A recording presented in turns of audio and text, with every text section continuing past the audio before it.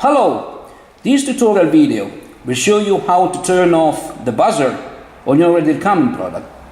Press the power key once to start the screen. Press the M key once to get into the main menu. Scroll with minus key, selecting buzzer, and press OK to confirm. Select off with plus key and press OK to confirm. Buzzer sound has now been turned off. Press the M key to go back to the main menu. Please visit website www.edilkamin.com for further details on all our products. Thank you for your attention and see you on the next tutorial video. Bye bye!